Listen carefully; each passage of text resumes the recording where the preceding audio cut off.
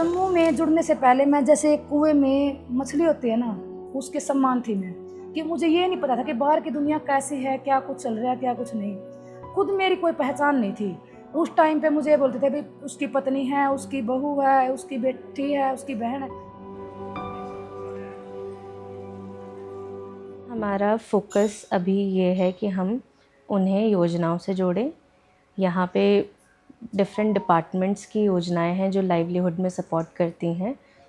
अभी जो समस्याएं आ रही हैं वो अवेयरनेस की समस्या सबसे ज़्यादा है।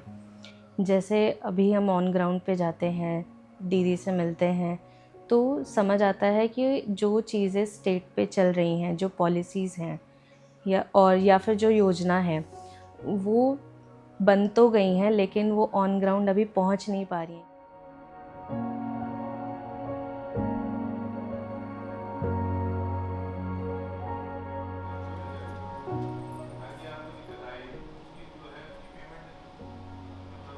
हमारे समूह में 4 मीटिंग होती हैं जिसमें हम सभी अपने ग्रुपों में महिलाओं को जानकारी देती हैं कि आपने कैसे ग्रुप से लोन लेना है और कैसे उनकी उधार वापसी करनी होती है और कैसे आपका बैंक लोन बनेगा और कैसे आप ग्राम संगठन से पैसा लेंगे। तो हम पूरी जानकारी उनको ग्रुप के द्वारा मीटिंग के द्वारा दे देते हैं। महिलाएं जैसे कि पहले इतनी जानकारी नहीं रखती थी, कुछ भी हुआ अपना जैसे गांव में अपना कोई भी फॉर्मेट आ गया है, कुछ भरना आ गया, उसी से हमें जाकर लागू करा लेती थी।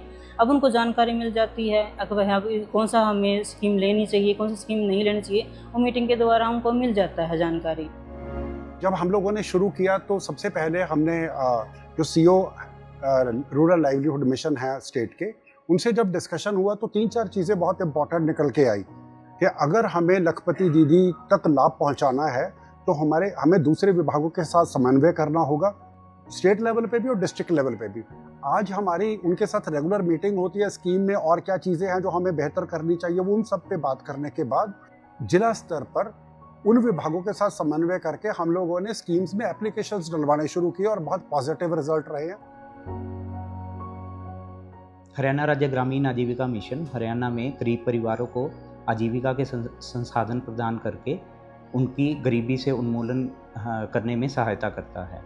इसके लिए सरकार की महत्वाकांक्षी योजना लखपति दीदी है, जिसके तहत ग्रामीण महिलाओं को लखपति दीदी बनाने के लिए सबसे पहले संभावित लखपति दीदी के तौर पे चुना जाता है।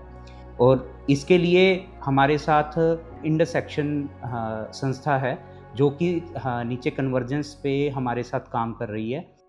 जो ग्रामीण इलाके की महिलाएं हैं उनको ज़्यादा जानकारी नहीं होती इसके बारे में, तो उनको हम प्रॉपर जानकारी देते हैं कि मैम आप यहाँ जाके और इस प्रकार से लाभ ले सकते हैं योजनाओं को। हमारे डिपार्टमेंट में भी जैसे डिस्ट्रिक्ट लेवल पे जो डिपार्टमेंट है हमारे HSRLM के, वहाँ पे भी जाके आप जो इन योजनाओं को अप्लाई करा सकते हैं, वो आपकी पूरी सहायता करते हैं अप्लाई करने में।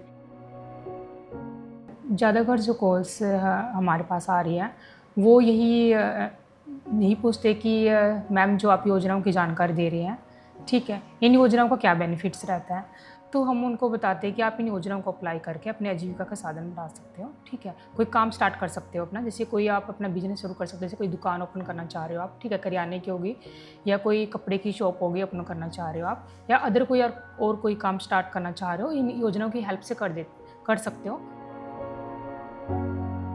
मतलब मेरी खुद की कोई पहचान नहीं थी, लेकिन समूह में जुड़ने के बाद मुझे मेरे नाम से जाना गया, ये पूनम है, ये इस ग्रुप की मेंबर है। तो मेरी पहली बात तो मुझे अपनी खुद की पहचान मिली। हम देख तो 24 ग्रुप हो गए मेरे गांव में। जैसे हमारे ग्रुप का अच्छा काम चला, मैंने और ग्रुपों का भी काम चलवाया, मतलब कि 90 मेंबर हो गए। 90 मेंबरों में से 50 मेंबरों की दुकानें करवा दी, किसी की चप्पल की, किसी का ब्यूटी पार्लर का, किसी का सिलाई का, किसी का सूटों का।